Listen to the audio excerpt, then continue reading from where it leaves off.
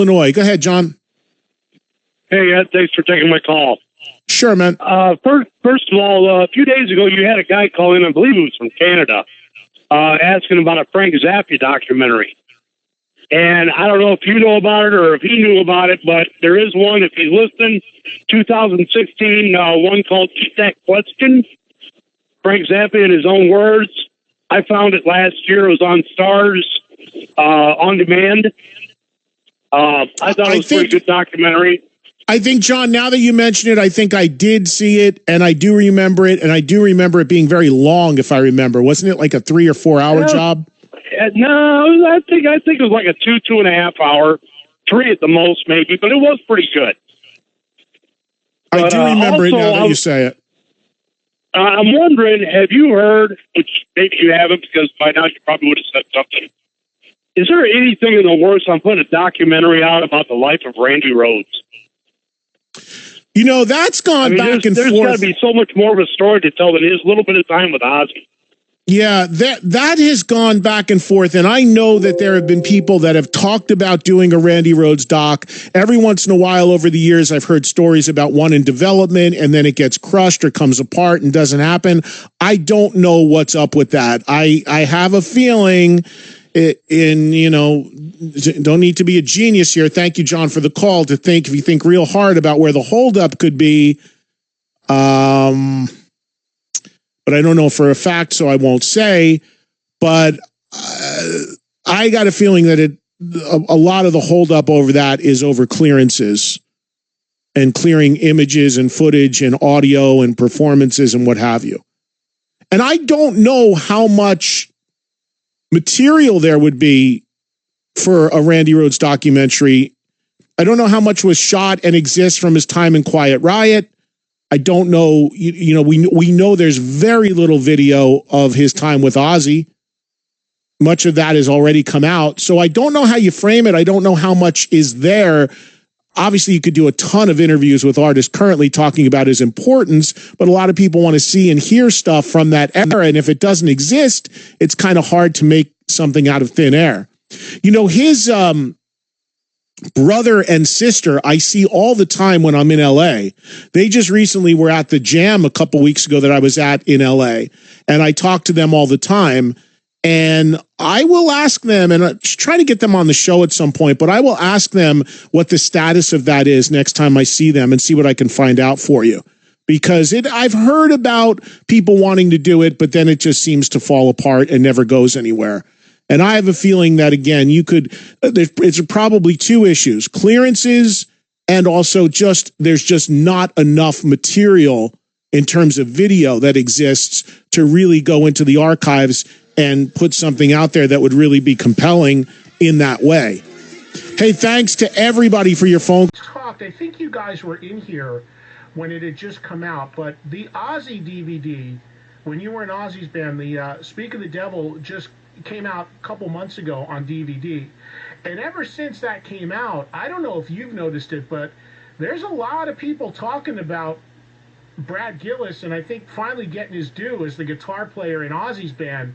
I mean, everybody knows you came into that in such a tough situation, but I think the release of that DVD has really caused maybe a whole new audience to discover the amazing job you did coming into Ozzy. Have you picked up on that?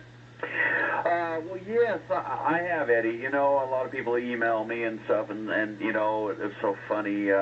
You know, people on the road, you know, listening to it and call me up and go, dude, we're listening to you, watching your DVD, and you know, it's so funny because, you know, back in '82, you know, we released Speak of the Devil, which was, you know, all the Black Sabbath stuff, you know, and we went in and we went in and did the Ozzy tour and ended up going down to, you know, towards the end of my stint, my 10, 11-month stint with Ozzy, did Irvine Meadows down in Southern California and did that show. And it was actually on MTV.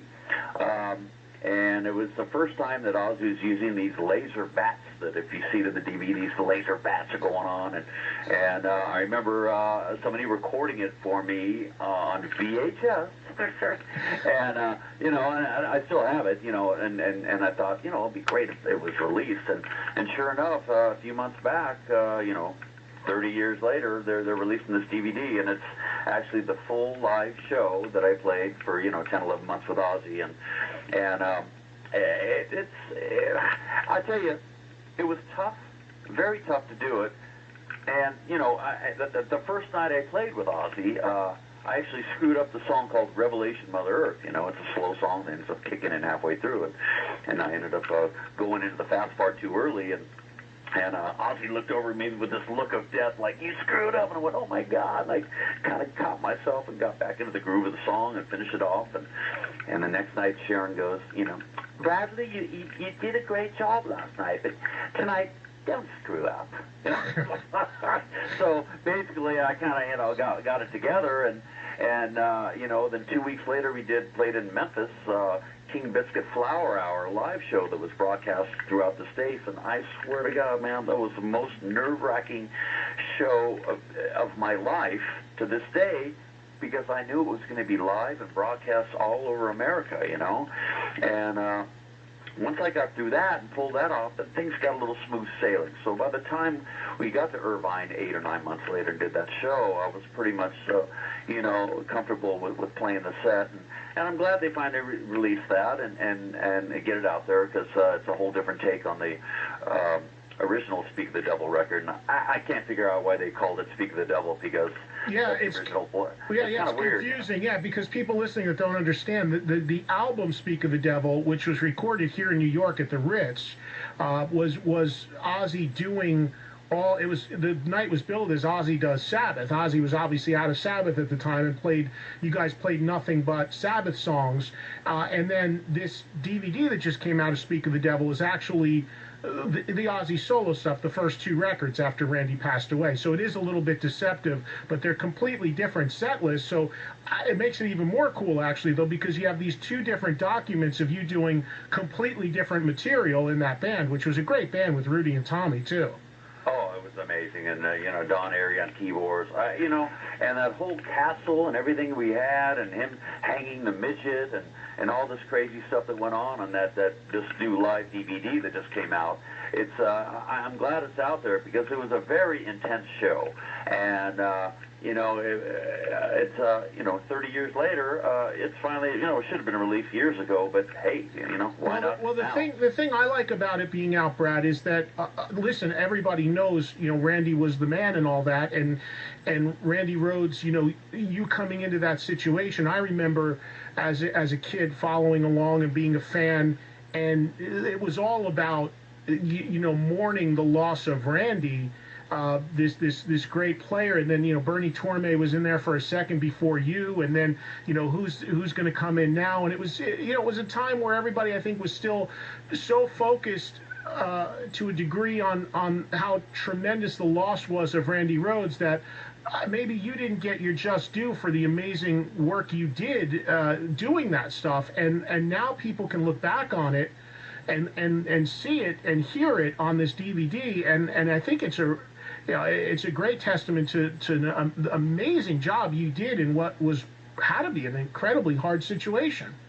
Well, first of all, I can't figure out or believe that, you know, that I got the call to do the gig, because basically I was, you know, we were trying to get a record deal with Night Ranger, and we weren't really playing much around the Bay Area or anywhere. We did a couple shows with Sammy Hagar when we were still known as Ranger, but, you know, between that 1980 to 82, we weren't doing much. So I formed this band called the Alameda All-Stars. That's where I grew up in California, Alameda, California, and you know, I was doing a couple Ozzy songs, and, you know, long story short, Preston Thrall was watching me play a couple Ozzy songs. Preston is Pat Thrall's brother. Pat Thrall played with Tommy Aldridge.